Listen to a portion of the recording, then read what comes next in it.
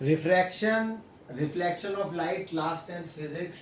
अभी हम देखेंगे इसमें सीबीएसई का क्वेश्चन, और पहले उससे क्वेश्चन को सॉल्व करने से पहले हम समझ लेते हैं कि रिफ्रैक्टिव इंडेक्स क्या होता है।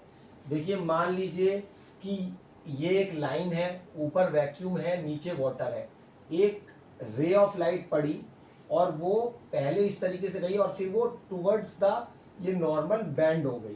तो देखिए एंगल ऑफ इंसिडेंस को हम आई लिखते हैं, एंगल ऑफ रिफ्रैक्शन को हम आर लिखते हैं।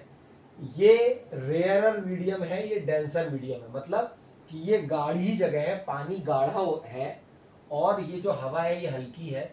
तो लाइट इस तरीके से आई और light towards the normal band हो जाती है अगर वो डेंसर मीडियम यानी कि गाढ़े में जा रही है। तो हवा में पहले ये एंगल बना, ये एंगल बड़ा है, और लेकिन क्योंकि डेंसर में गई तो ये एंगल छोटा हो गया। तो रिफ्रैक्टिव इंडेक्स का अभी आपको एक फॉर्मूला याद कर लेना है।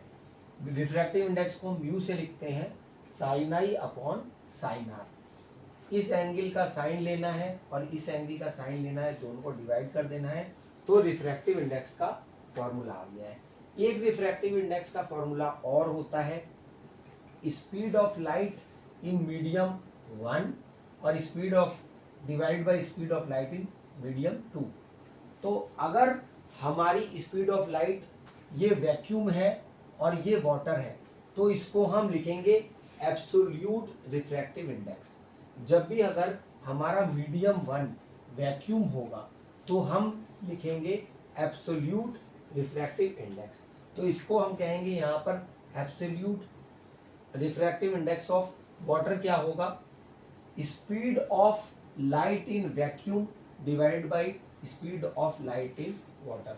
हमारे को याद रख लेना है speed of light in vacuum को हम c से लिखते हैं, जिसकी वैल्यू होती है 3 इंटू 10⁸ मीटर पर सेकेंड। इसी तरीके से speed of light in glass, ये क्या होगी, speed of light in vacuum divided by speed of light in glass. तो अब यहाँ पर absolute refractive index of glass कैसे निकालेंगे, c से इस वेलोसिटी को डिवाइड कर दीजिए। अब यहाँ पर अगर ये वाटर है, ये ग्लास है, और अब हमें रिफ्रैक्टिव इंडेक्स निकालना है, तो हम इसको लिखेंगे रिफ्रैक्टिव इंडेक्स ऑफ ग्लास। जो नीचे वाला होता है उसको ऐसे लिखते हैं refractive index of glass with respect to water. तो लाइट वाटर में आई, उसके बाद में ग्लास की तरफ को टर्न हो गई, क्योंकि जो ग्लास है वो डेंसर है यहाँ पर और वाटर है वो रेयर है। तो यहाँ पर हमने देखिए लिखा है refractive index of glass with respect to water. तो समझाने के लिए देख लीजिए हमने वाटर को ऊपर लिखा है, रेस्पेक्ट दिया है, तो यहाँ पर velocity of light in water divided by velocity of light in glass. या फिर इसका हम एक दूसरा फॉर्मूला भी लिख सकते हैं, refractive index of glass with respect to water is equal to, जो इसका यहाँ पर एंगल ऑफ इंसिडेंस होगा और रिफ्रैक्शन होगा, लिखेंगे sine i upon sine r. Question करने से पहले हमें ये समझना जरूरी था। अभी इसको हम दोबारा देख लेते हैं कि मान लीजिए कि ये मीडियम 1 है, ये मीडियम 2 है, ये एंगल ऑफ इंसिडेंस है, ये एंगल ऑफ रिफ्रैक्शन है। तो रिफ्रैक्टिव इंडेक्स के दो फॉर्मूले होते हैं, आपको दोनों ये याद रख लेने हैं। Refractive index is equal to sine i upon sine r. Copy pen निकाल लीजिए, साथ साथ करिए, बहुत इजीली समझ में आ जाएगा। अगर आपने चैप्टर नहीं भी पढ़ा है तो फिर भी कोई भी वीडियो इस तरीके से बनाया गया है कि आप डायरेक्टली देखेंगे और आपको समझ में आ जाएगा। अगर एक बार वीडियो समझ में नहीं आता है तो दोबारा देख लीजिए। और दूसरा रिफ्रैक्टिव इंडेक्स का फॉर्मूला है refractive index of medium 2 with respect to medium 1, या फिर speed of light in medium 1 divided by speed of light in medium 2। इस मीडियम में जब ये लाइट गई तो स्पीड इसकी कितनी होगी, और फिर जब ये इधर की तरफ ये लाइट इसमें मीडियम 2 में गई तो वो कितनी होगी।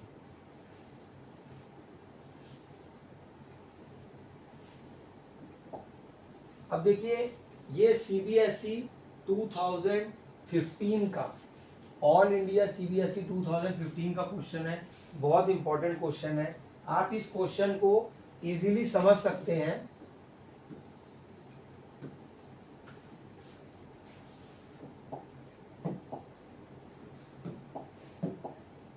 देखिए यहां पर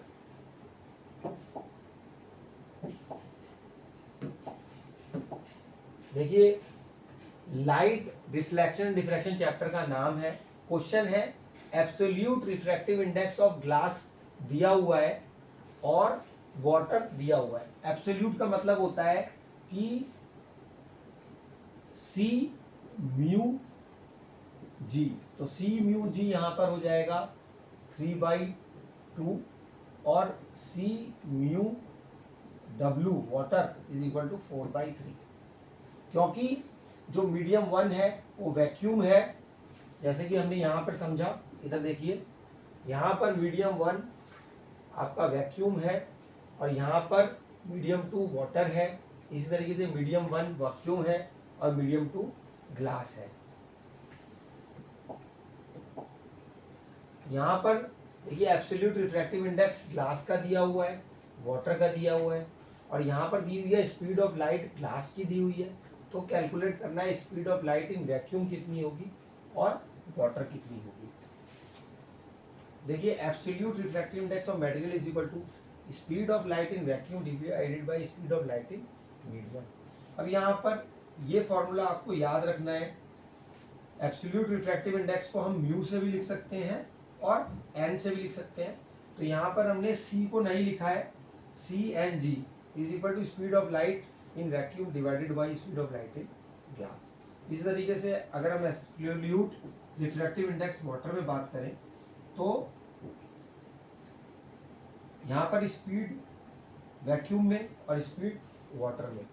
तो यहाँ पर देखिए अब हमारे को वाटर में रिफ्रैक्टिव इंडेक्स दिया हुआ है, यहाँ पर 4/3 है, वो हमने वैल्यू पुट करी है और स्पीड जो कि हमारी वैक्यूम में है वो हमने यहाँ से कैलकुलेट करी है। तो पहले हम ये पोर्शन देखते हैं।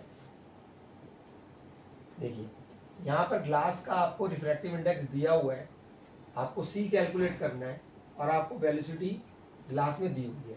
तो इसकी हेल्प से आप ये सी को कैलकुलेट कर लेंगे। Speed of light in vacuum 3 × 10⁸ metre पर सेकेंड होती है, ये आपको याद भी रख लेना है, या आपको क्वेश्चन में दिया भी होगा।